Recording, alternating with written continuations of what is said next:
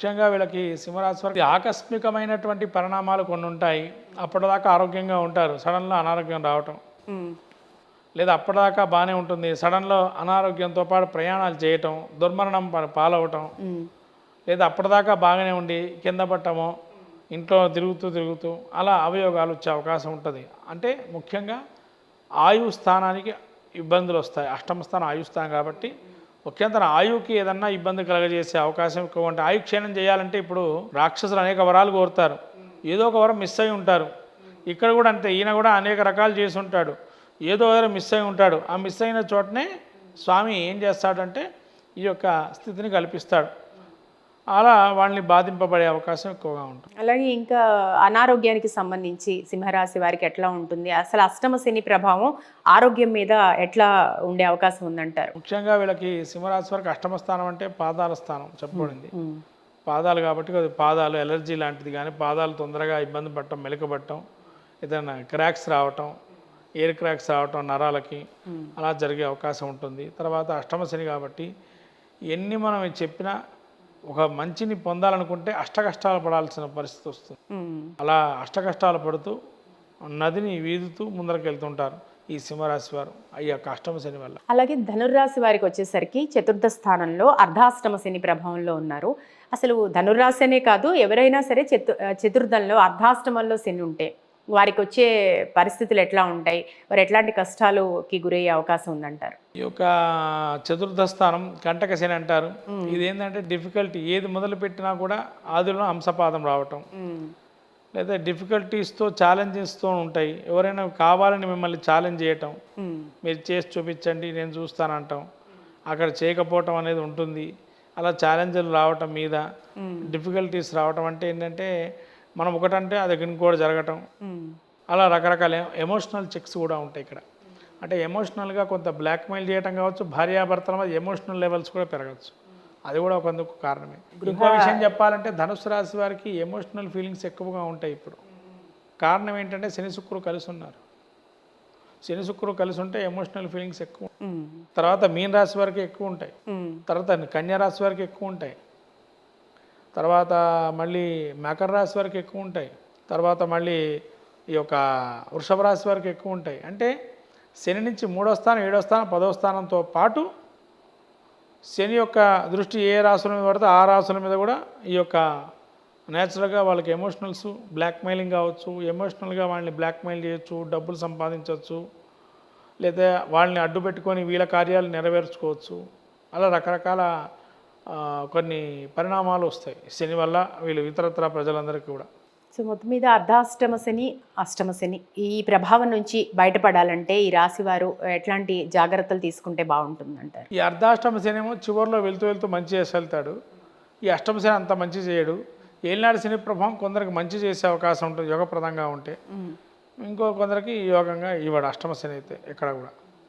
ఇవన్నీ మరి వీటి నియమాలంటే తెల్లదానం చేయటం, ప్రతి శనివారం రోజు అభిషేకం చేయటం, తైలాభిషేకం శనికి, శివుడికి కూడా అభిషేకం చేయటం, తర్వాత అఘోర పాశుపతాభిషేకం చేసుకోవటం, తర్వాత ప్రతి శనివారం రోజు మనకు దేవాలయాలు తిరునాళ్ళ దేవాలయం మళ్ళీ వెళ్ళటం, శని దేవాలయాలకు వెళ్ళటం, అలానే ఇనుప ముక్కను దానం చేయటం, పేదవాళ్ళకి అన్నాన్ని పెట్టడం, శనివారం రోజు అన్నదానం చేయటం, తర్వాత ఈ యొక్క శనివారం అమావాస్య వస్తే కనుక వాళ్ళకి అన్నదానం చేయటం, పితృదేవత తృప్తికి గోవుకి దానా పెట్టడం లాంటివి చేస్తే శని దోషాలు తగ్గుతాయి. చివరిగా ఒక ప్రశ్న శాస్త్రి గారు, మామూలుగా శని పాపగ్రహం కింద తీసుకుంటాము, కానీ ఇక్కడ శనిని పాపగ్రహం కింద తీసుకుంటాము, కానీ ఇక్కడ ధర్మాధర్మాలని బట్టి మనకి ఇచ్చే ఫలితం ఉంటుంది అంటున్నారు. మరి ఈ రెండిటికి ఏంటి అసలు డిఫరెన్స్ ఏంటి? ధర్మాధర్మాలంటే ఇక్కడ శని మేషలగ్నం ఉంది, రాజ్యోకారకుడు శని. వృషభ లగ్నం ఉంది, రాజ్యోకారకుడు బుధుడు. మిథున లగ్నం ఉంది, రాజ్యోకారకుడు ఎవరయ్యా అంటే ఇక్కడ వీరికి కుజుడు. కర్కాటక లగ్నానికి అట్లా ఒక్కొక్క లగ్నానికి ఒక్కొక్క రాజ్యోకారకుడు ఉంటాడు. అందుకని రాజ్యోగ కారకులై ఉంటే లగ్నాతు కొన్ని స్థానాల్లో శని యోగప్రదంగా ఉంటాడు. అలా ఆయన ఉంటే కనుక మంచి ఫలితాలు వస్తాయి. ఆయన అలా లేడు, వక్రై ఉన్నాడు, లేదా శత్రుక్షేత్రం ఏదన్నా గతుడై ఉన్నాడు, లేదా పాపగ్రహాలతో రవిశనులు కలిసి ఉన్నారు, అట్లా పితృదోషాలు రావటం, ఇలా రకరకాల ఇన్ఫ్లుయెన్స్ ఉంటాయి. శని రాహువులు కానీ మళ్ళీ శని కుజులు కానీ, మళ్ళీ శని రవులు కానీ, మళ్ళీ శని చంద్రులు కానీ, ఇదంతా బ్యాడ్ కాంబినేషన్లు అంతా కూడా. మంచి కాంబినేషన్, గుడ్ కాంబినేషన్ కాదు, వీళ్ళంతా కూడా బ్యాడ్ కాంబినేషన్. రకరకాల ఇబ్బందులు పెడతాడు. కాబట్టి ఈ కాంబినేషన్ కలగకుండా ఉండడం అనేది మనం చూసుకోవాలి. మీన రాశి వారికి డైరెక్ట్ ఆస్పెక్ట్ 7th హౌస్ మీద ఉండటం అక్కడి నుంచి, సో అది ఎదుటి వారితో ఎట్లాంటి ఇబ్బందులు ఉండే అవకాశం ఉందంటారు ఈ ఏలినాటి శని కాలంలో? శ్రమ చేయటమే ఇంకా వీళ్ళు జీవితం అంతా, ఆ 2.5 సంవత్సరాలు శ్రమ జీవితమే. ఇంకా వీళ్ళు ఎంత చేసినా ఇంకా మిగిలే ఉంటుంది, ఇంకా చేయాలని చెప్పి అనుకుంటారు. కానీ ఇంకా వీళ్ళకి శ్రమ జీవితమే ఉంటుంది. సంవత్సరం పాటు ఎన్ని చేసినా ఒకటైపోతే ఇంకోటి మొదలవుతుంది, ఇంకోటి అయిపోతే ఇంకోటి మొదలవుతుంది. కష్టం అని ఆ విధంగా కష్టాలు ఉంటాయి. అంటే సహజంగా శని కర్మ ప్రదాత, మన కర్మని బట్టి ఫలితాలు ఇస్తాడు. మంచి చెడు అంతా చూసుకొని ఈ 30 సంవత్సరాల్లో జరిగిందంతా ఒక క్యాలిక్యులేషన్ ఉంటుంది, ఆయన పద్ధతి ఆయనకు ఉంటుంది. సో అట్లాంటి క్యాలిక్యులేషన్స్ ఇక్కడ వర్తించినప్పుడు అంటే ఒక మన జీవితంలో ఒక కష్టపెట్టి మనకి జీవితం అంటే ఏంటో నేర్పించి మళ్ళీ మన ఒక దారిలో పెట్టే ఒక మంచి అవకాశము ఈ ఏలినాటి శని కాలం అని చెప్పి కూడా అంటుంటారు కదా శాస్త్రి గారు, అది ఎంతవరకు నిజం అంటారు? నిజమేనమ్మా. నువ్వు చేస్తున్న కర్మ అనుభవించడానికి మరి ఎలా? నీవు నేను చేయలేదని అంటావు, ఒప్పుకుంటావు. కానీ నువ్వు చేశానని చెప్పి ఏదో ఒప్పుకోవు కదా. ఒక తప్పు చేసి ఉంటావు, పూర్వజన్మలో కావచ్చు, ఇప్పుడే కావచ్చు, ఈ జన్మలో కానీ. అది ఒప్పుకోవు నువ్వు సహజంగా. అలా ఒప్పుకునే పరిస్థితి తేవాలి అంటే శని దాన్ని ఏం చేస్తాడు, ఒప్పించే ప్రయత్నం చేస్తాడు. అదే పోలీసులు 3rd డిగ్రీ అని అంటారు కదా, ఆ 3rd డిగ్రీ మన మీద పెడతాడు. ఆ యొక్క ఏలినాటి శని ప్రభావం జన్మంలో ఉండే శని చేసే పని అది. అంటే ఏంటంటే నువ్వు చేసిన కర్మ నువ్వు అనుభవించడానికి ఎన్ని రకాలుగా నేను ఇబ్బంది పెట్టాలి, అన్ని రకాలుగా ఇబ్బంది పెడతాడు. సో మళ్ళీ జీవితం అంటే ఏంటో తెలియజెప్పే ప్రయత్నం. అంతే అంతే. అంటే ఇంకోటి ఎనర్జెటిక్గా చేస్తాడు కూడా. అంటే నువ్వు ఇంకా కోల్పోయింది చాలా ఉందిరా, నువ్వు ఇంకా పైకి రావాలి కూడా చెప్తాడు ఆయన అందులో కూడా. ఇప్పుడు ఒక మనిషి అష్టదరిద్రం అనుభవిస్తుంటేనే కదా సంపాదించాలి అనేది తెలిసి వచ్చేది. సో ఆ స్థాయికి తీసుకెళ్ళి మళ్ళీ పైకి నిలబెడతాడు. నిలబెట్టే ప్రయత్నం. ఏంటంటే ఎంత కష్టం ఉన్నా కూడా నిలబెట్టే ప్రయత్నం చేయటమే ఆయన. కర్మ నుంచి నేను నిలబెట్టేసేసి ఈ జీవితాన్ని ఎలా గట్టెక్కగలుగుతామని చూపిస్తాడు ఆయన. మనం ఏమనుకుంటామంటే ఆ ఏలినాటి శని ప్రభావం వచ్చేటప్పటికి అంటే నువ్వు చేసిన కర్మను అనుభవిస్తున్నావు తప్ప వేరేదేం లేదు ఇక్కడ. కాబట్టి ఏదో ఆయన వచ్చేసి మనం ఏదో చేసేస్తున్నామని దాని నుంచి తప్పుకునే ప్రయత్నంగా మనం చేస్తున్నాం. నువ్వు ఇప్పుడు తప్పించుకోవచ్చు, తర్వాత తప్పించుకోలేవుగా ఇంకో దగ్గర. సో మళ్ళీ 0 నుంచి లైఫ్ మొదలవుతుంది. అయితే అప్పుడు ఏం చేయాలి అని అంటే కొన్ని గ్రహాలకి చెప్పారు. కొన్ని ఏమో దాన మార్గంగా చేయండి, కొన్ని గ్రహాలకి ధ్యాన మార్గంలో చేయండి, కొన్ని గ్రహాలకేమో హోమ రూపంలో చేయండి, కొన్ని గ్రహాలకి అలా విభజన చేశారు. ఈయనకి ఏం చేశారు అంటే దానంతో పెట్టమన్నారు. అంటే నువ్వుల దానం చేయమన్నారు, ధ్యానం చేయమన్నారు. ముఖ్యంగా ధ్యాన మార్గం కానీ ఈయనకి చాలా మంచి తాపస గుణం గలవాడు కాబట్టి ధ్యానం నిరంతరము శని ధ్యానం చేస్తూ ఉంటే, నిరంతరం ఏదో ధ్యానం చేస్తే కర్మ తగ్గుతూ ఉంటుంది. సో రాశిలో శని ఓవరాల్గా అన్నిటి మీద ప్రభావం చూపించే అవకాశం ఉందంటారు మీనరాశి వారికి. మీనరాశి అనే కాదు, ఎవరికి రాశిలో శని ఉన్నా కూడా, ఎవరికైనా కూడా గోచారీత్యా జన్మస్థానంలో శని సంచారం చేస్తున్న ప్రతి ఒక్కరికి, ఒక్క తులారాశి తప్ప.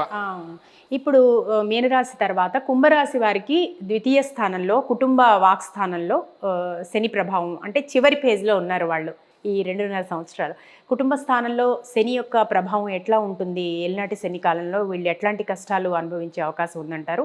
మొత్తం మీద ఓవరాల్గా కుటుంబ పరిస్థితి ఎట్లా ఉంటుంది శాస్త్రి గారు? 2వ స్థానం అంటే ధనస్థానం, కుటుంబ స్థానము, వాక్ స్థానము. అంటే నోరు వారేసుకోవటం, ధన నష్టం ఏదైనా జరగటం, లేదా ధనం ఆదాయం రావటం, కొన్ని మార్గం ఎంచుకోవటం. తర్వాత ముఖ్యంగా తలనొప్పులు విపరీతంగా ఉంటాయి. అప్పు చేసి ఉండొచ్చు, ఏలినాటి శని ప్రారంభంలో అప్పు తీర్చుకునే ప్రయత్నం చేయడానికి తలనొప్పులు విపరీతంగా రావటం. అలానే 2వ స్థానంలో ఇంట్లో కొంతవరకు వీళ్ళని కలహించటం, ఏది మొదలుపెట్టినా కూడా మీరు ఇంతే అని చెప్పి ఇంట్లో వాళ్ళు అనటం. అంటే డిస్కస్ మూమెంట్ అని ఉంటుంది. ఆ మూమెంట్కి బాగా లోన్ అవుతారు. ఎమోషనల్గా ఎక్కువగా ఏదన్నా చేద్దాం అనుకున్నా కూడా వీళ్ళకి ఇంట్లో వాళ్ళు సహకరించలేకపోవటం వల్ల, ఏదన్నా ఇంట్లో గృహప్రవేశం కానీ గృహారంభాలు చేద్దామన్నా కూడా ఇంట్లో వాళ్ళు సహకరిస్తే ముందరకెళ్ళేది, అడుగు సహకరించకపోవటం. అలా కొన్ని స్థానాలకు యోగదాయకంగా ఉంటుంది. ఇదే శని మళ్ళీ మిథునంలోకి వెళ్ళండి, ఇదే శని మళ్ళీ ధనస్సులోకి వెళ్ళండి, ఇదే శని మళ్ళీ కన్యరాశి వారికి 2వ స్థానం తులలో కానీ యోగప్రదంగా ఉంటుంది. మళ్ళీ మకర రాశి వారికి కూడా 2వ స్థానంలో శని యోగప్రదంగా ఉంటుంది. అంటే ఒక మార్గాన్ని చూపిస్తాడు. చివరిలో ఈ మార్గాన్ని ఎంచుకోండి, ఈ మార్గానికి వెళ్ళండి అని చెప్పి చెప్తారు. అది మనకు ద్వితీయ స్థానంలో శని సంచారం చేసేటప్పుడు. సో మొత్తం మీద కుంభరాశి వారికి మొత్తం కుటుంబ విలువలేంటో తెలియజెప్పే ప్రయత్నం ఇక్కడ జరిగే అవకాశం ఉందంటారు. అట్లే వాక్ సంపాదన కూడా, వాక్కుని కూడా కొంత వాళ్ళు ఎలా మాట్లాడాలో ట్యాక్లింగ్ పవర్లో నేర్చుకుంటారు శని యొక్క యోగం వల్ల. అయితే ఏలినాటి శని అనగానే అందరిలో ఒక భయం ఉంటుంది కాబట్టి ఈ ఏలినాటి శని ప్రభావం నుంచి ఎంతో కొంత పడే కష్టాల నుంచి తట్టుకోవడానికి ఎటువంటి ఆరాధన చేస్తే బాగుంటుందంటారు? అలాగే శని జపానికి సంబంధించి ఏం చేయాలి? ఇప్పుడు నీలాంజన సమాభాసం ఇలా చదువుకుంటే సరిపోతుందా, లేకపోతే జపాలు చేయించుకోవాలంటారా పరిస్థితి తీవ్రతను బట్టి? అంటే దీనికి ఏంటంటే సివియర్గా ఉన్నప్పుడైతే చేయించుకోవటం మంచిదమ్మా శని జపము. సివియర్గా లేకపోతే అవసరం లేదు. బాగా మనకు దశాంతర దశలు కానీ, జాతక చక్రంలో శని యోగప్రదంగా ఉన్నాడా, లేదా శని పాలిత క్షేత్రాల్లో ఉన్నాడా, లేదా గురుక్షేత్ర ఫలితాల్లో ఉన్నాడా, అట్లా ఉంటే ఏ స్థానాలు అవుతున్న లగ్నం నుంచి అవన్నీ కూడా చూసుకోవాలి. జాతక చక్రం చూసుకోవాలి. పరిశీలన చేయండి, మనం జపం చేసుకోండి డైరెక్ట్గా చెప్పడానికి కూడా లేదు, హోమం చేసుకోండి అని కూడా. ఎందుకంటే జాతక చక్రంలో కనుక శని యోగప్రదంగా ఉంటే ఇది పెద్దగా ఏమి చేయడు, పెద్దగా ఇబ్బంది పెట్టడు. ఒకవేళ యోగప్రదంగా లేడు అవయోగంగా ఉన్నాడంటే దీన్ని కూడా వాళ్ళు బేస్ చేసుకొని ఆయన ఇబ్బందులు, రకరకాల ఇబ్బందులు అనేవి ఇచ్చడానికి అవకాశం ఉంటుంది. తర్వాత మీరు శని దానం చేసినా, నువ్వులు దానం చేసినా, నువ్వులు ఉండలు కలిపి ఎవరికైనా దానం చేసినా, ప్రదోషకాలంలో అభిషేకం చేసిన శివుడికి, విష్ణు సహస్రనామం నిత్యం వింటున్నా, సేవకులు అంటే మన ఇంట్లో పనిచేసేటువంటి వారికి మనకి ఏదైనా యథోక్తంగా ఏదైనా ఇవ్వటం కానీ, లేదా మీకు మీరే ఒక గుడికి వెళ్తే మొత్తం శుభ్రంగా పెట్టడం కానీ, ఇలాంటి చేయటం వల్ల, లేదా బీద వాళ్ళకి సహాయం చేయటం వల్ల, ఎవరికైనా డబ్బు కానీ వాళ్ళకి ఏది కావాల్సి అది ఇస్తే కనుక శని అనుగ్రహం పరిపూర్ణంగా వాళ్ళ మీద ఉంటుంది. ఈ రకంగా చేస్తే కనుక శని అనుగ్రహిస్తాడు. అట్లనే శని జపం చేసుకోవాలనుకున్నా అఘోర పాశుపత హోమం చేసుకోవచ్చు. ఇలా రకరకాలైనటువంటి పరిహార ప్రక్రియలు ఉన్నాయి. పరిహార ప్రక్రియలతో పాటు ఇవి కూడా దాన ధర్మాలు ఎవరికైతే మన ఇంట్లో వాళ్ళకి పేదవాళ్ళకి చేస్తే కనుక మంచి ఫలితాలు ఉంటాయి. ఇక దేవతారాధన విషయానికి వస్తే ఏలినాటి శని ప్రభావం నుంచి బయటపడటానికి శివారాధన, మహన్యాస పూర్వక ఏకాదశ రుద్రాభిషేకం ఇవన్నీ కూడా బాగా పనిచేస్తాయని చెప్తారు కదా. ఇందులో ఎట్లాంటివి పూజ చేసుకుంటే బాగుంటుంది? అఘోర పాశుపత అభిషేకం అమ్మ, అఘోర పాశుపత మంత్రం ఉంటుంది, అఘోర మంత్రం ఉంటుంది, ఆ మంత్రంతో చేసుకోవచ్చు.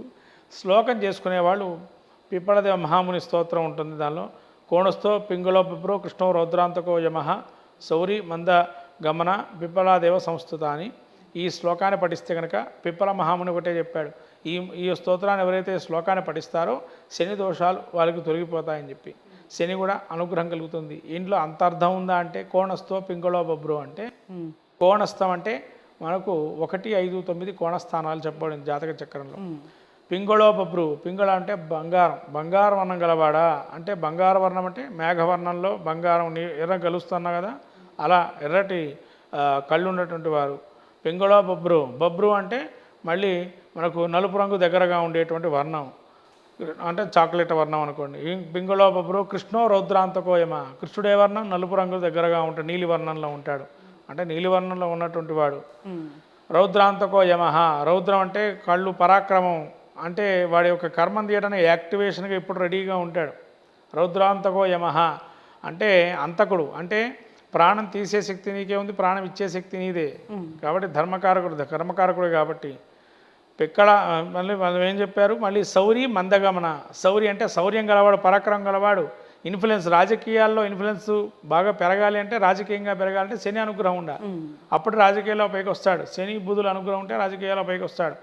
అలా శని యొక్క అనుగ్రహం ఉంటే మందగమన, నిదానంగా ఆచితూచు అడుగు వేస్తూ మమ్మల్ని అనుగ్రహించండి స్వామి అని చెప్పి పిప్పల మహాముని చెప్పాడు ఈ శ్లోకాన్ని. ఈ శ్లోకాన్ని ఎవరైతే పఠిస్తారో శని, ఏలినాటి శని దోషం, కంటక శని దోషం, అర్ధాష్టమి శని దోషం, సప్తమ గ్రహ దోషం, అష్టమ స్థాన దోషం, ఈ స్థానాల్లో ఉండే దోషాలు కూడా పోతాయి. అర్ధాష్టమము, సప్తమము, అష్టమము, ఏలినాటి శని ఇవన్నీ కూడా తొలగింపబడుతుంది. ఇప్పుడు ఏలినాటి శనిలో ఇంకొక అపోహనో లేకపోతే నిజమో చెప్పండి శాస్త్రి గారు.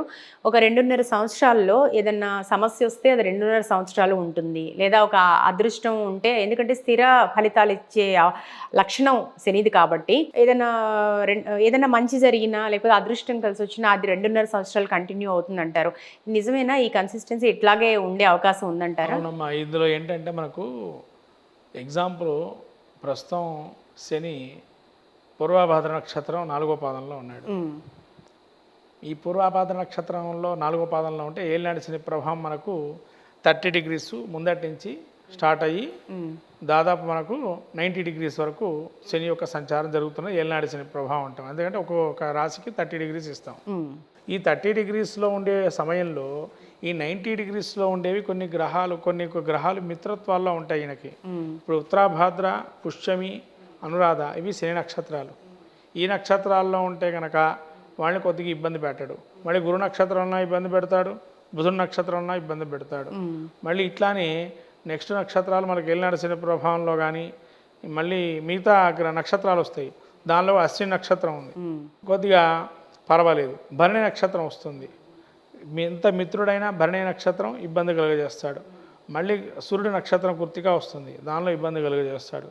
అంటే కొన్ని భాగాలు ఉన్నాయి, ఆ భాగాల్లో ఉచ్చనీచలు ఉంటాయి.